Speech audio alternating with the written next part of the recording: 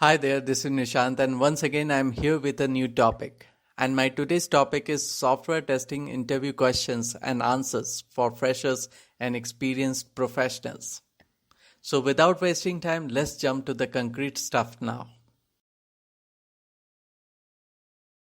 And the first one is, what is software testing? Software testing is a process of evaluating and verifying a software product.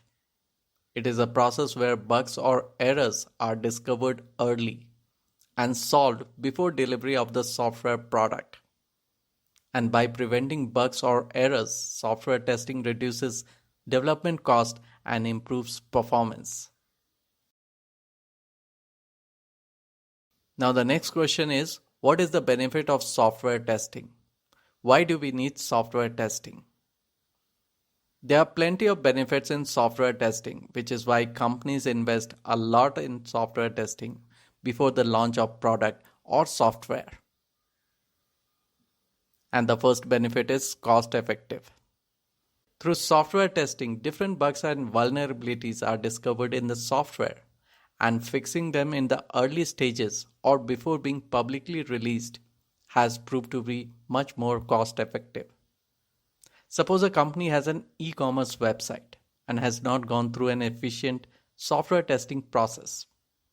The bugs in the product can allow the hackers steal their users' personal and payment information, and the company would have to deal with huge mess and their image could also be affected. Next is security.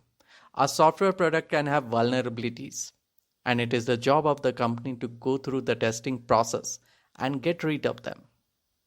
Applications that work with sensitive data such as banking applications are usually the main target of hackers, and the banks must ensure that their applications go through a thorough testing process.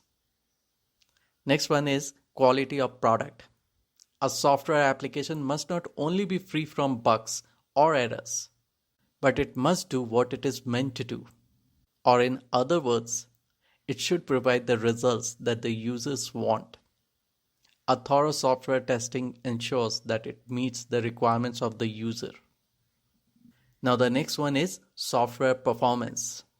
If a software does what it is supposed to do but takes a long time to open and consumes a lot of resources, this would be frustrating for the users. Therefore, besides discovering bugs or errors, an application must also be better in terms of efficiency, accuracy, and usability. Software testing helps improve software performance and end user experience. Alright, so coming to the next one, what are the different types of software testing? Software testing can be divided into two categories, and they are functional test and non-functional test. Now let's try to understand functional testing. Functional testing is the testing of the functional components of the software to determine whether the software is in accordance with the requirements. Functional testing consists of many other tests such as unit testing, integration testing, usability testing, and acceptance testing. Now let's try to understand each of them. And the first one is unit testing. Unit testing tests the smallest part of the software that can be tested. Unit testing validates that each software unit performs as expected. Integration testing. Integration testing ensures that the different software components or functions communicate and operate together efficiently. Usability testing. Usability testing tests how well a user can use a system to complete a task. Acceptance testing. Acceptance testing verifies that the software works or functions as it was intended to be. Now coming to the next category, that is non-functional testing. Non-functional testing is done to check the non-functional aspects of the product such as performance, usability, reliability of a software product. Now, non-functional testing includes tests such as functional testing, regression testing, and stress testing. Now let's try to understand each of them. First one is performance testing. Performance testing tests the software speed, stability, and responsiveness under different workloads. Regression testing. Regression testing checks whether the new changes or updates to the software work as expected or better. Next is stress testing. Stress testing checks how much stress the system can handle before it fails. Now the next question is, what is a test case? A test case defines a set of rules or steps that must be followed to test a system, such as which input to enter, which testing procedure to follow, what should be the expected results in order to validate the functionality of the system. Now the next question is, what are the components of a test case? There are various components of a test case, and they are test name. Test name is the name of the feature or the functionality that the test is validating. Next is test ID. Now test ID is a numeric or alphanumeric ID that the testers use to group test cases into test suites. Next is objective. The objective describes what the test wants to validate and verify by performing the test cases. Next is references. These are references to user stories or design requirements that the test is expected to verify. Prerequisites. Prerequisites are the conditions that are necessary for the tester to perform the test. Next is test setup. Now the test setup defines what the test cases need to run correctly and smoothly, such as operating system, software version, etc. Next is test steps. And these steps define the detailed descriptions of the steps that the tester must follow throughout the test cases. And the last one is expected results. And these define the results that are expected when performing the test cases. Alright, so coming to the next one. What is SDLC? SDLC stands for Software Testing Life Cycle. It is a sequence of events performed during the testing process to ensure that its objectives are met.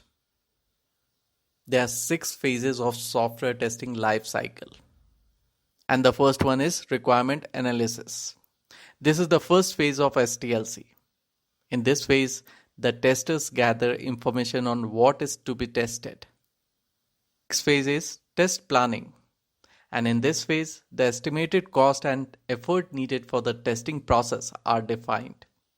And this phase gets started once the phase 1 is over. Next one is test case development. And in this phase, the testing team develop detailed test cases which are then reviewed. Next one is test environment setup. Test environment decides the conditions on which the software is tested. Either the developer or the customer creates the testing environment. The testing team is not involved in this process. Next is test execution.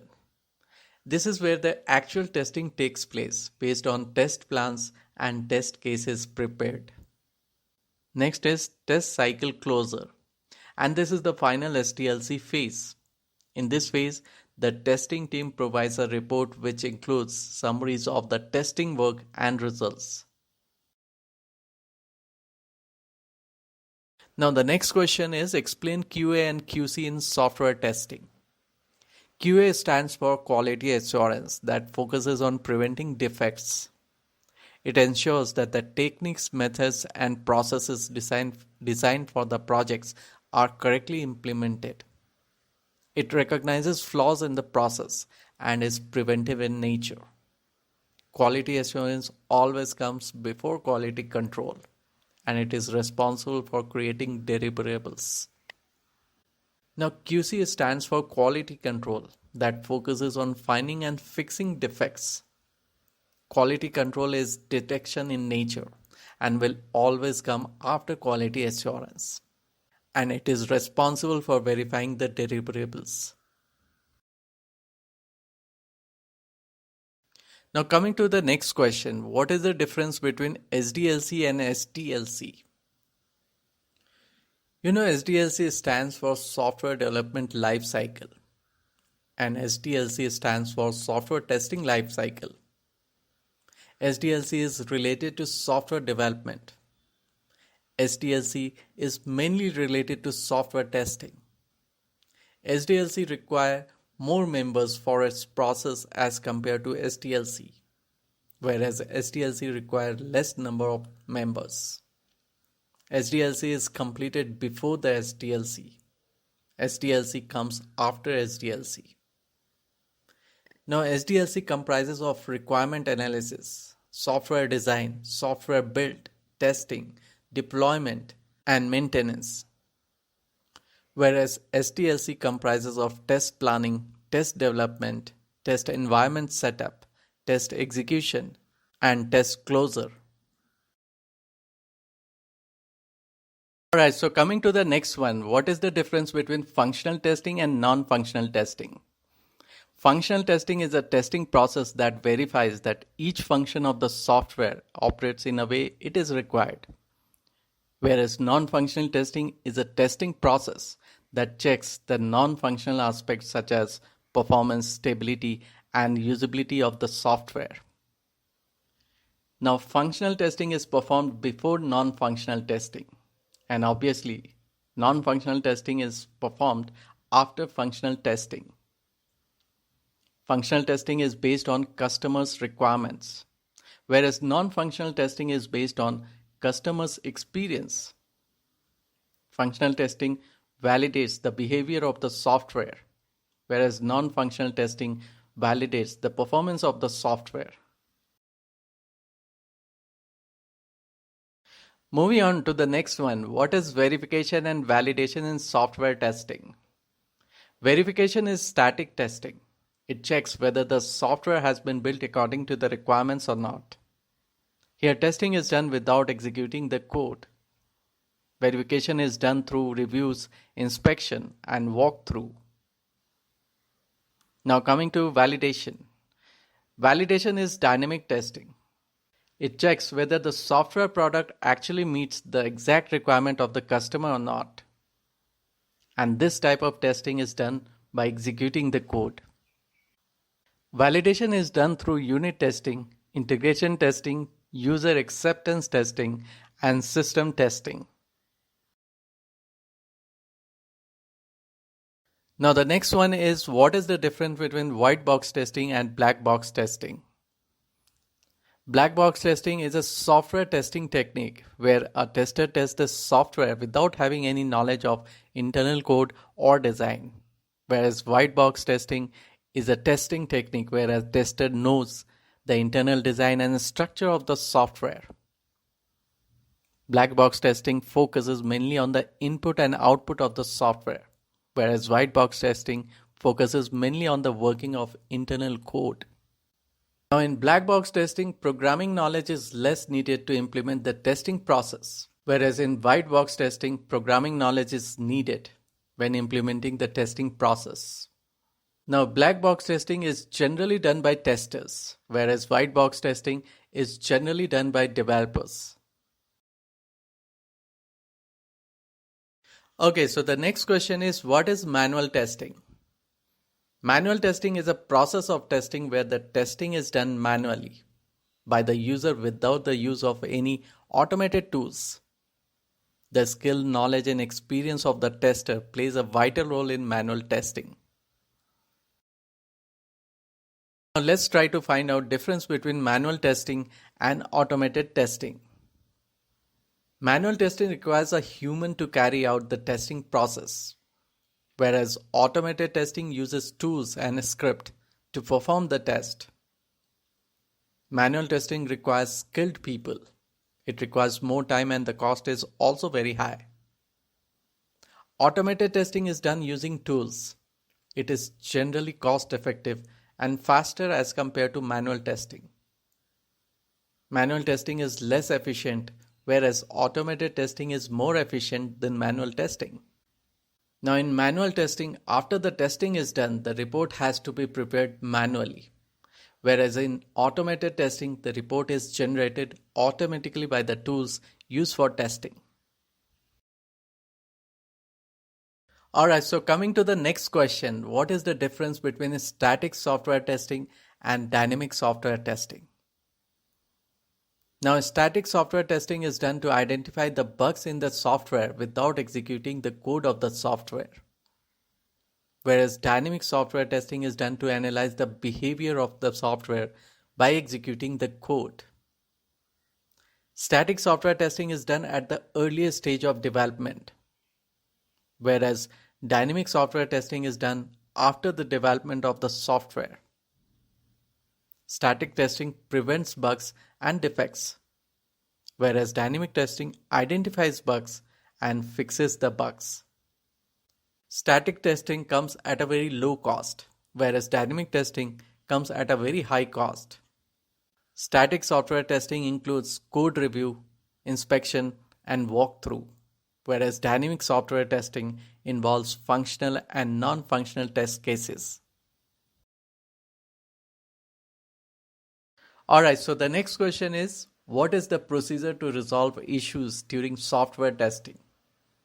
Now, in order to resolve issues during the software testing, we use procedures such as record, control, report. The first procedure is record. The bugs, errors, and defects that are detected during the testing process are first recorded. And at the time of control, issue management is done where others are made aware of the recorded bugs and errors. And finally, bugs and errors are then described in a report, which is sent to the development team. So these are the procedures to resolve issues during software testing. Okay, so there we go with the next one. What are alpha and beta testing? Alpha testing is a type of testing that is performed to identify bugs, defects before releasing the product to the end users. It is done by the testers belonging to the organization, and it involves white box testing and black box testing technique, and it is conducted before beta testing. Now coming to beta testing. Beta testing is a type of testing that is performed by the end users who are not a part of organization. After the alpha testing is done, random people are asked to join and perform beta testing to check the behavior of the software in the real world. And it includes only black box testing technique. Okay, so let's try to understand what is concurrency testing. Concurrency testing is also referred as multi-user testing and is a testing technique that is performed when multiple users are logging into the system. And it is mainly used to identify locking and deadlocking situations in the code. Now the next question is, what is gray box testing? Gray box testing is a software testing technique to test a software product with limited or partial knowledge of the internal structure of the code. It is a software testing method which is a combination of both white box testing and black box testing technique. It combines input of both developers and testers, which improves the overall product quality. Alright, so the next one is, what does a typical test report contain? What are the benefits of test report? A test report is generated at the end of the testing process. It is an organized summary containing the project information, testing objectives, testing summary, defects, etc. Now coming to the benefits of a test report. It provides information about the current status of the project and the quality of the product. It allows the team to take necessary steps to improve its quality and effectiveness. It is a final document that helps to determine whether the software is ready to release or not. Okay, so coming to the last question in this series, what is adhoc testing and when to perform adhoc testing? Adhoc testing is a test performed without planning and documentation. It is an unstructured testing that defies the normal testing process and aims to find errors at an early stage. It is usually performed with the technique known as error guessing, and it is done by the experienced people Who can guess the area where the error usually occurs? Now, ad hoc testing can be performed when there is limited time to do a thorough testing, and it is also done after the formal test execution. Ad hoc testing saves a lot of time as it doesn't require planning and documentation.